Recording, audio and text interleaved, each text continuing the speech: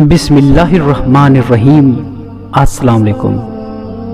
سورج اور چاند گرہن کے حوالے سے اگر اسلامی تعلیمات کا جائزہ لیا جائے تو ہمیں پتہ چلتا ہے کہ احادیث میں اس کے بارے میں واضح ہدایات موجود ہیں، اور بڑی احادیث کی کتب میں چاند اور سورج گرہن پر پورے ابواب باندھے گئے ہیں۔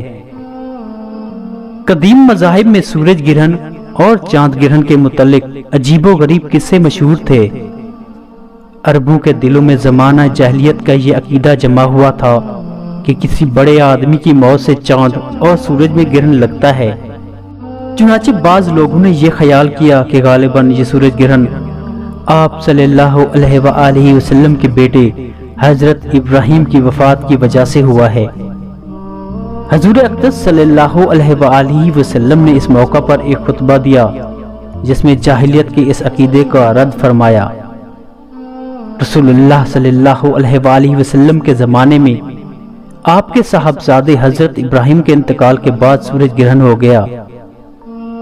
اس زمانے میں لوگوں کا یہ خیال تھا کہ سورج گرہن کسی بڑے آدمی کی وفات یا پیدائش کی وجہ سے ہوتا ہے، جیسا کہ ابھی آپ صلی اللہ علیہ وآلہ وسلم کے بیٹے کی وفات پر ہوا، تو آپ صلی اللہ علیہ وآلہ وسلم نے اس عقیدے کی نفی فرمائی۔ حضرت ابو ہریرہ رضی اللہ تعالیٰ عنہ حضرت ابو موسیٰ رضی اللہ تعالیٰ عنہ سے روایت کرتے ہیں، انہوں نے بیان کیا کہ سورج گرہن ہوا تو نبی صلی اللہ علیہ وآلہ وسلم اس طرح گھبرائے کھڑے ہوئے جیسے قیامت آ گئی۔ آپ صلی اللہ علیہ وآلہ وسلم مسجد میں تشریف لائے اور طویل ترین قیام و رکوع اور سجود کے ساتھ نماز پڑھی کہ اس سے پہلے آپ کو ایسا کرتے ہوئے نہیں دیکھا تھا،